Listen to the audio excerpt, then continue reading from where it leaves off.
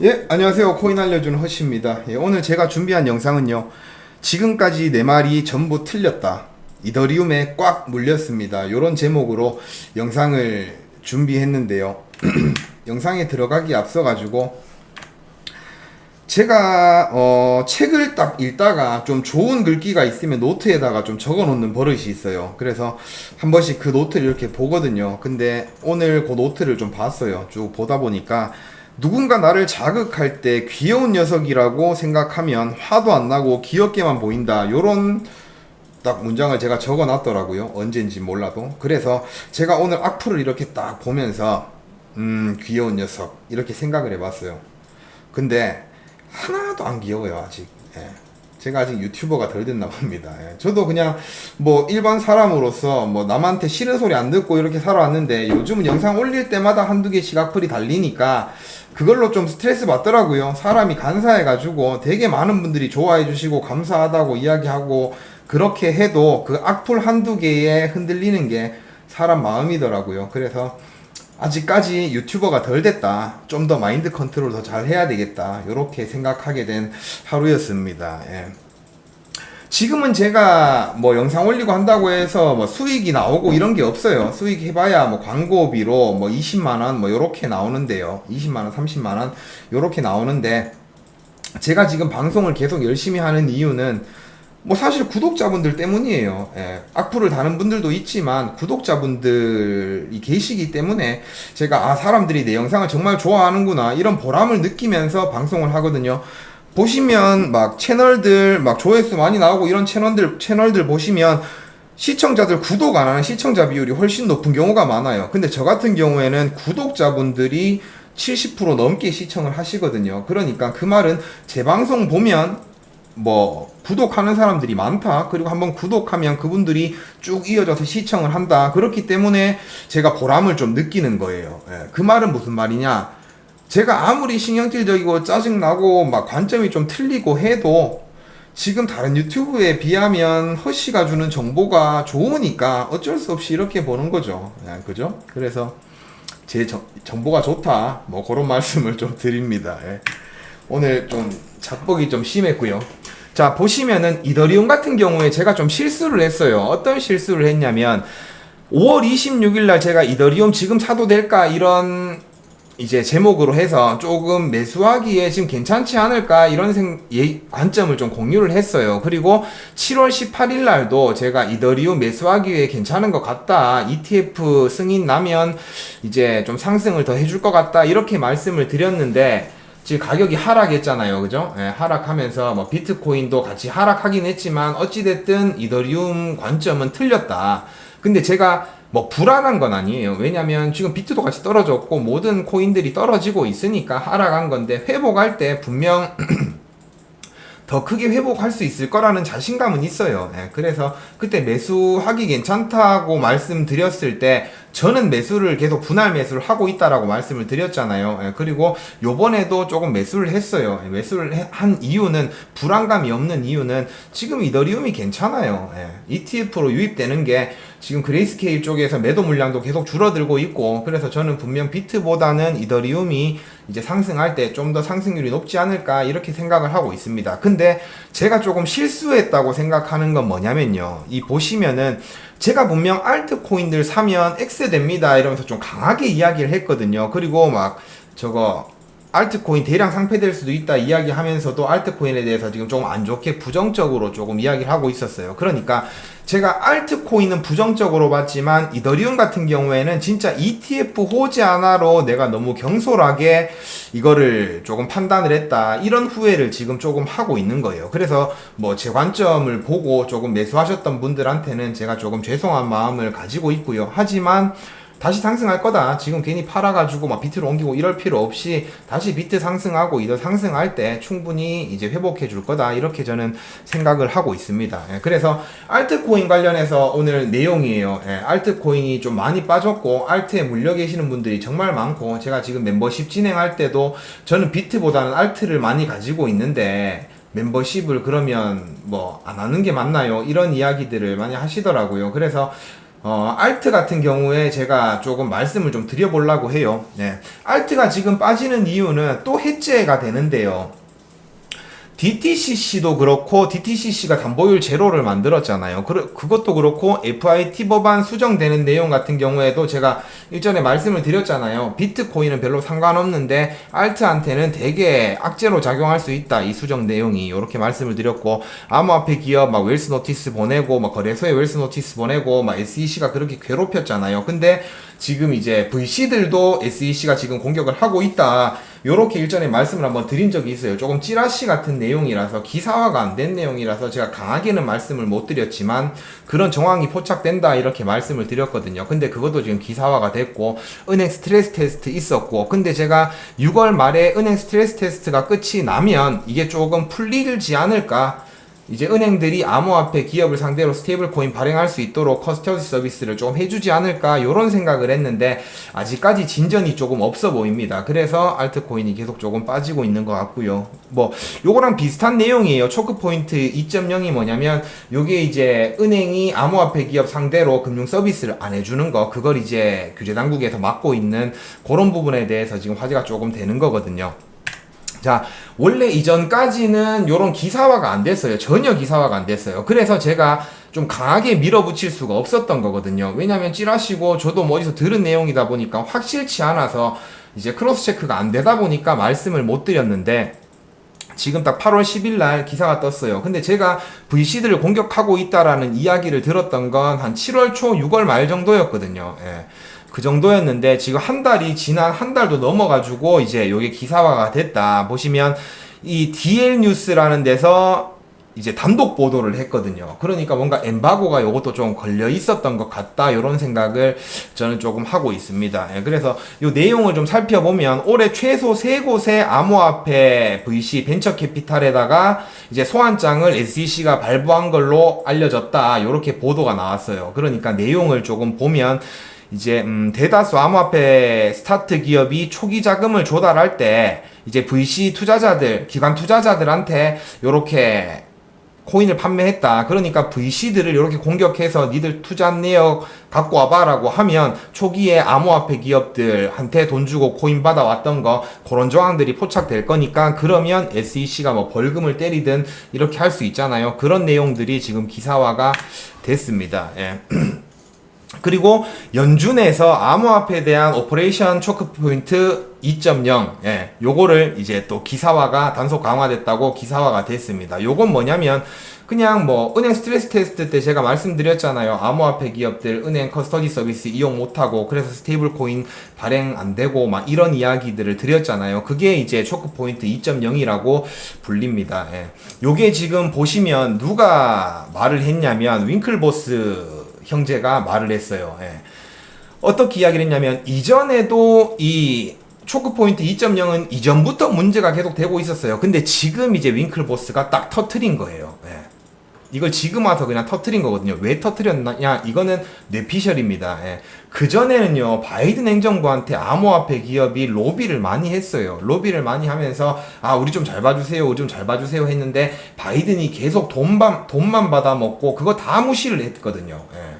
그래서 암호화폐 기업이 바이든한테 조금 짜증이 나고 화가 나 있는 상태였어요. 그래가지고 트럼프한테 완전 붙었던 거죠. 붙으면서 바이든이 내려가고 해리스가 다시 이제 대선 후보가 됐어요. 그래서 한 번 더 암호화폐 기업이 접촉을 한 것 같아요. 근데 해리스도 아직은 약발이 안 맞는 것 같습니다. 그래서 지금 암호화폐 기업들이 조금 태세 전환을 한 것 같아요. 어떻게 이제 공격적으로 지금 민주당이 암호화폐를 망치고 있다고 막 보도를 쏟아내고 있는 것 같아요. 그래서 민주당한테 지금 로비를 안 하고, 제가 법원의 스탠스가 달라졌다 이러면서 영상 하나 올린 거 있잖아요. 그러면서 암호화폐 기업이 이제 민주당보다 법원에다가 뭔가 로비를 하고 있는 것 같다, 이런 말씀을 드린 적이 있어요. 그래서 그런 정황들이 보이고 뉴스 기사화도 됐고, 그래서 이제 암호화폐 기업은 민주당한테는 이제 당근이 아니라 채찍을 쓰고 있는 것 같다. 니들한테 이제 돈 안 줘, 투자 안 해줘. 그리고 막 매스컴으로 민주당이 암호화폐 이렇게 막고 있고 막 이렇게 막 매스컴 플레이도 막 하고, 그러다 보면 이제 암호화폐를 보유하고 있는 유권자들의 표심을 민주당은 얻을 수가 없겠죠. 그러면 이제 조금 변화가 될 수도 있다. 저는 그렇게 생각을 하고 있거든요. 근데 아직은 좀 아닌 것 같아요. 예, 왜냐면 최근에도 뭔가 이제 민주당 의원들하고 요렇게 암호화폐 기업 애들하고 요렇게 회의를 했는데 뭐 고성이 오고 가고 뭐 이런 정황을 봤을 때 해리스의 태도에 변화가 없었다 뭐 이런 거 보면 해리스는 참석도 안 했대요. 예.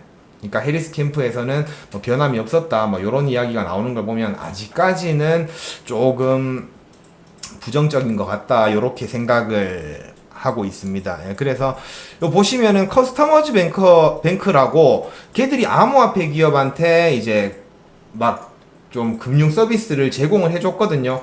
근데 얼마 전에 한 2달 전에 제가 또 영상 올렸었어요. 예, 지금 연준이 이제 암호화폐 기업들한테 커스터디 서비스 해주지 말라고 15%만 해주라고 예금의 15%만 해주라고 막 요렇게 이야기했다고 그 부분에 대해서 말씀을 드렸는데 지금 이번에는 어떤 내용이냐 암호화폐 기업이 은행하고 관계를 이렇게 맺기 전에 30일 이전에 연준에다가 은행은 보고를 해라 이런 이제 내용이 전달이 됐나 봐요. 그러니까 이제 암호화폐 회사가 은행에다가 계좌 신청하고 하려면 이걸 은행에서 확인하고 해주는 게 아니라 이 수문장 역할을 이제는 연준이 한다는 거죠. 예.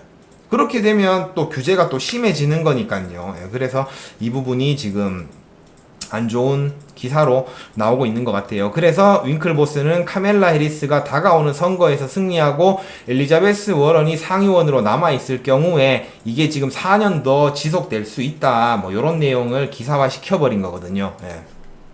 근데 내용은 그렇습니다. 자, 그러면 우리가 지금 조금 유추해 볼 수 있는 게 뭔가요?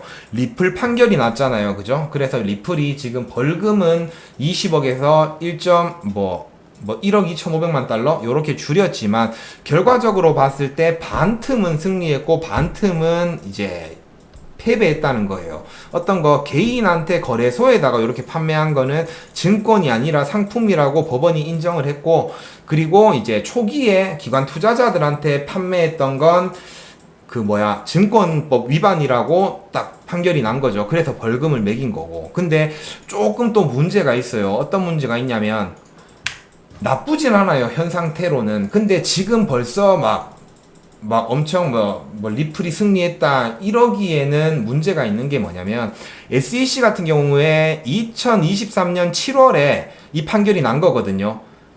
반 틈은 증권법 위반이고 반 틈은 증권법 위반이 아니다. 이게 2023년 7월에 나온 결과예요.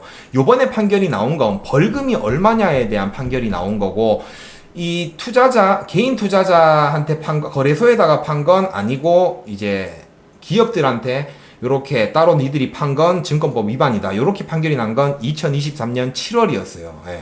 그때 SEC가 항소를 했거든요. 중간 항소를 했어요. 근데 법원이 그걸 기각했단 말이죠. 근데 그때 어떤 또 이야기가 나왔냐면, SEC가 항소했는데 법원이 그거 기각해서 리플이 승리다 이렇게 이야기가 나왔는데, 그 내용이 조금 잘못됐어요. 어떻게 잘못됐냐면, 중간 항소는 진짜 무슨 특수한 경우에만 이제 중간 항소를 할 수 있는 거예요. 근데 SEC랑 지금 리플 소송 같은 경우에는 그런 이제 특수한 경우가 아니기 때문에 요 나와 있죠. 중간 항소가 이례적인 경우에만 허용되는 절차이며 이 사안은 최종 판결 전에 항소할 상황이 아니라고 법원은 판단한 거예요. 이 내용에 대해서 판결을 한 게 아니라 이 중간 항소가 이례적인 경우에만 되는 거니까 지금은 네가 중간 항소할 때가 아니야.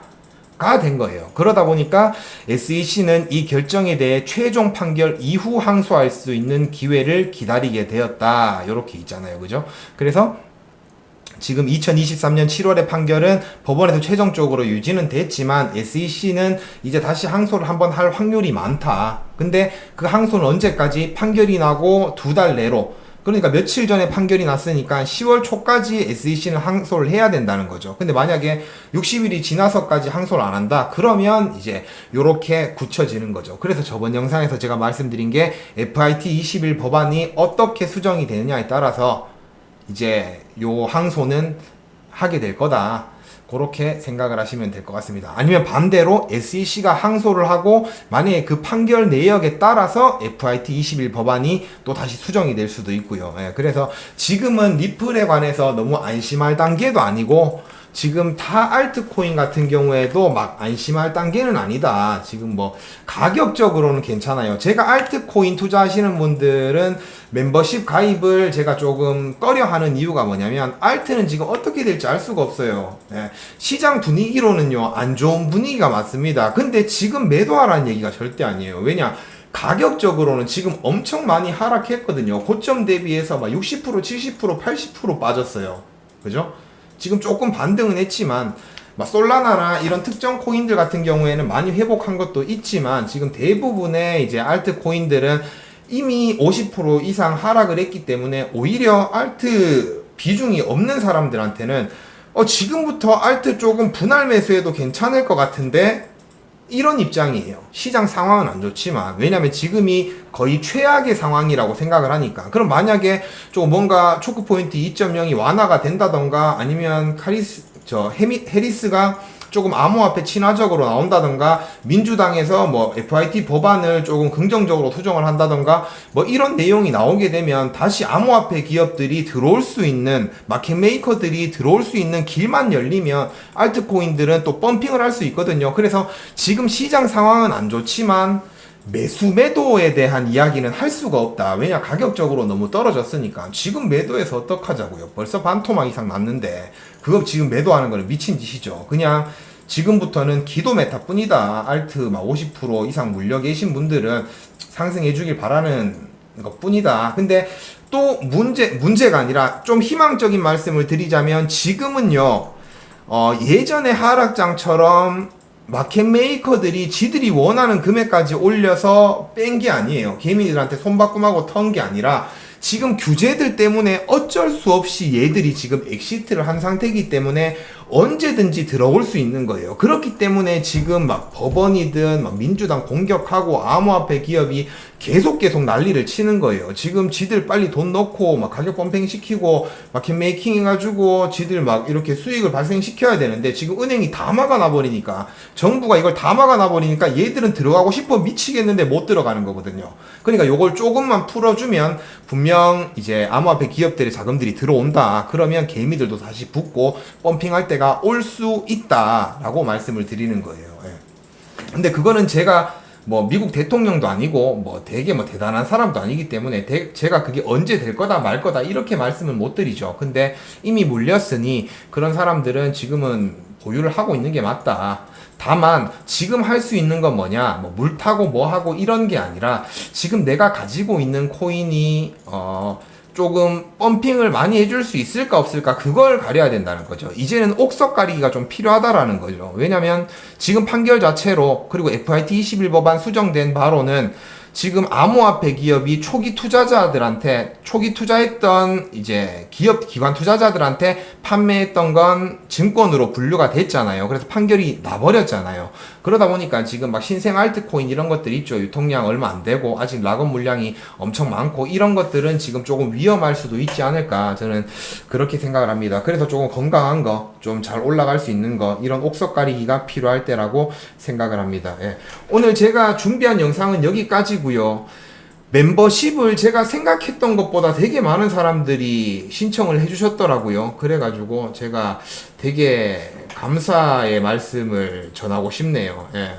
되게 많은 분들이 신청을 해주셨고 그리고 또 어떻게 뭐 가입하냐 이런 문의들이 많으시더라고요. 근데 저도 지금 잘 몰라요. 그 뭐 가입 방법 이런 거는 지금 펜딩 쪽에서 이렇게 맡아서 하고 있는 부분이라서 그 부분은 펜딩 고객센터에다가 물어보시면 될 것 같고요. 링크 같은 경우에는 제가 요 댓글 하단에다가 달아 놓을 테니까 그 링크 타셔가지고 이렇게 가시면 됩니다. 하여튼 되게 많은 분들이 신청해 주셔가지고 제가 좀 기분이 좋고 보람도 있고 아 내가 방송을 좀 잘했구나 이런 뿌듯함을 요즘 느끼고 있는 하루입니다. 예.